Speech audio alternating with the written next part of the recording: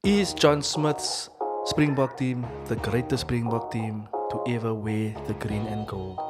The Springbok team that won the 2007 Rugby World Cup, the same Springbok team that went on to win the 2009 series against the British and Irish Lions. Is that the greatest Springbok team ever? Or is the Springbok team of Siya Kolisi, who went to win the 2019 Rugby World Cup, the 2021 British and Irish Lions series, and then to go repeat by winning another World Cup in 2023. Is Siya Kolisi's Springbok team the greatest Springbok team to ever wear the green and gold?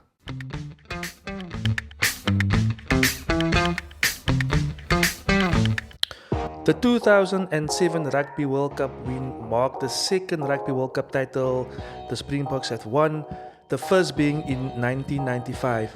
This victory in 2007 solidified the Springboks' status as the top rugby nation in the world. After a period of decline in the late 1990s and the early 2000s, the 2007 victory represented a major comeback for South African rugby. The team had undergone significant rebuilding under coach Jack White, who took over in 2004. The win was seen as the culmination of this effort. Just like in 1995 Rugby World Cup, which played a pivotal role in uniting a newly democratic South Africa, the 2007 Rugby World Cup victory was also celebrated as a moment of national pride. The British and Irish Lions only tour South Africa every 12 years, making each series a rare and prestigious event. The 2009 series was the first Lions tour to South Africa since 1997, when the Lions had defeated the Springboks. The victory in 2009 was seen as a moment of redemption for South African rugby. The victory reinforced the Springboks' status as one of the dominant teams in world rugby following the 2007 Rugby World Cup win. It demonstrated the ability to perform at the highest level in back-to-back major tournaments. The 2019 Springboks victory in the Rugby World Cup marked a significant chapter in South African rugby history. After years of struggle and rebuilding, the team's rise to glory was a testament of their perseverance. Under the leadership of Siya Kolisi, the first black captain of the Springboks, the team united a nation divided by its past.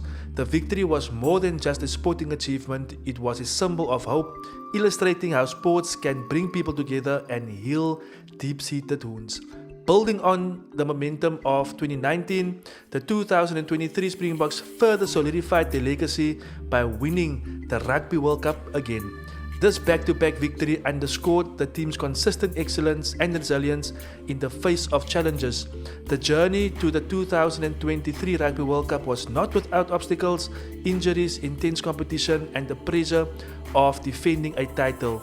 Yet, the Springboks displayed remarkable mental toughness and adaptability, showing that their success in 2019 was no fluke. Their ability to perform under pressure and overcome adversity reaffirmed their status as one of the greatest rugby teams in history. John Smit Springbok team's cultural and historical impact. So John Smit led Springbok team during a critical period of South Africa's post-apartheid history. The country was still grappling with its divided past while striving for a unified national identity. Smith's team, still predominantly white, however, including players like Beast, Brana Banner, and J.P. Peterson, who was selected on merit, was seen as a symbol of the Rainbow Nation envisaged by Nelson Mandela. The 2007 Rugby World Cup win especially was celebrated as a moment of national unity, echoing significance of the 1995 Rugby World Cup victory under Francois Pienaar. Siya Kolisi's Springbok team's cultural and historical impact. So Siya Kolisi's appointment as the first black captain of the Springboks was a groundbreaking moment in South African sports history. It marked a significant step forward in the ongoing journey towards racial equality and transformation within South African rugby. Kolisi's leadership represents the hope and aspirations of millions of South Africans who had previously felt marginalized.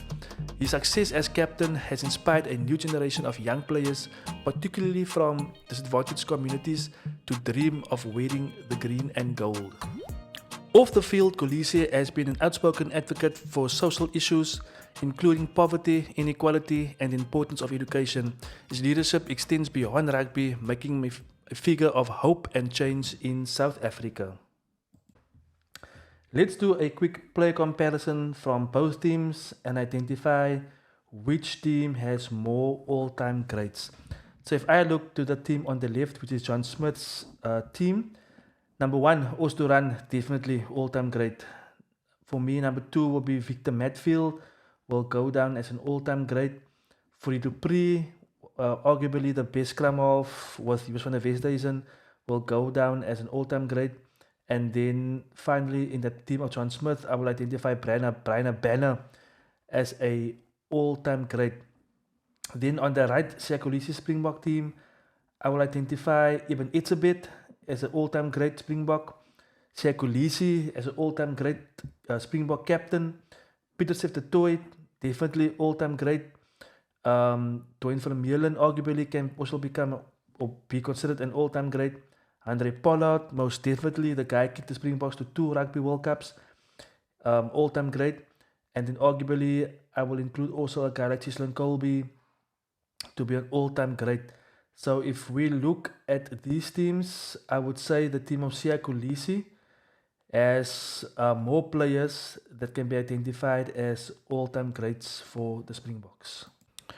The table here summarizes the teams of John Smit between 2007 and 2011. So in 2007, that's the year when the Springboks won the Rugby World Cup. They had a winning percentage of 80%. Out of 15 matches, they only lost 3 matches. In 2008, they had a winning percentage of 69%. In 2009, when the Springboks won the British and Irish Lions, they had a percentage of 71%, a winning percentage. In 2010, the Springboks, they were very bad.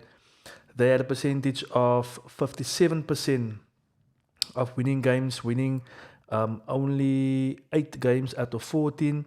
And in 2011, they had a winning percentage of 75%, where they crashed out from the 2011 Rugby World Cup in the quarterfinals with a loss against Australia. Then here we have a table summarizing the Springbok teams of Siya Kolisi between 2019 and 2023. So in 2019, when they won the Rugby World Cup, the Springboks and the Siya Kolisi had a winning percentage of 83%. In 2020, that's when we had the pandemic. No matches was played. In 2021, when things started to come back online after the pandemic, the Springboks had a winning percentage of 62%. In the same year, they won the British and Irish Lions. Then in 2022, the Springboks, they had a winning percentage of 62%, where they played most of the games away. They played a handful of games home, of which I think they lost only 2 games home, which was against Wales in the second test in 2022, and they lost in Johannesburg against the All Blacks at Ellis Park in 2022. Then in 2023, when the Springboks won the World Cup last year, they had a winning percentage of 79%, winning 11 matches out of 14. Now, which of the Siya Kolisi era versus the John Smit era is the best Springbok team era there ever was? Let's first look at World Cup victories. So, Siya Kolisi's era, with 2 Rugby World Cup titles, one consecutively in 2019 and in 2023. This is a rare feat in rugby history, with only New Zealand in 2011 and 2015, and now South Africa achieving back-to-back World Cup victories. The 2019 victory was particularly significant, as it was the first time a team had won the World Cup after losing a pool match. John Smit's era. 1 Rugby World Cup title in 2007. While this was an impressive achievement, Smit's team did not defend the title successfully in 2011. exiting in the quarterfinals against Australia. Win rate and consistency. The Kolisi era. The Springboks under Kolisi and head coach Rassie Erasmus and later Jacques Nienaber maintained an impressive win rate of around 71%, including victories against top-tier nations such as New Zealand, England and Australia. Their ability to consistently perform at the highest level over a span of 4 years, especially under pressure, is noteworthy. John Smit's era. Smit Springboks had a winning percentage of approximately 68% between 2007 and 2011. While strong, they had notable dips in form, particularly in years following the 2007 Rugby World Cup win, including a disappointing 2010 Tri Nations where they finished last. Strength of opposition. Kolisi era. So, Siya Kolisi Springboks faced stronger competition overall, especially considering the evolution of rugby post-2015 with teams like England, New Zealand and Ireland reaching new heights in performance.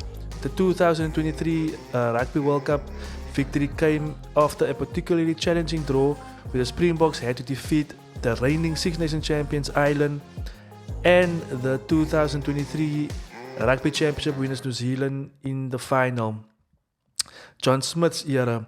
Smith's team benefited from a relatively favorable draw in 2007 Rugby World Cup, avoiding playing against the top-ranked New Zealand and Australia. Their 2009 season was exceptional, including a 2-1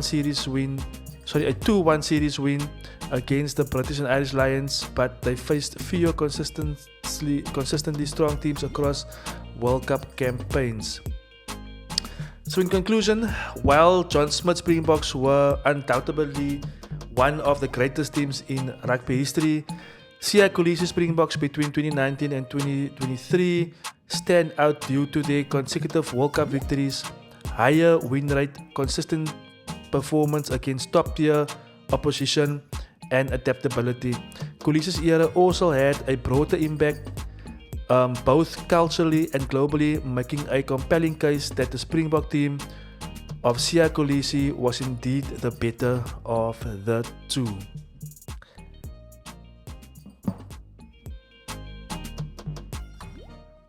Hi all, thank you very much for watching this video. If you like this video, please hit the like button, subscribe to my channel, and I would like to hear from you guys. If you agree with me, if you disagree with me, I would love to hear from you guys in the comment section.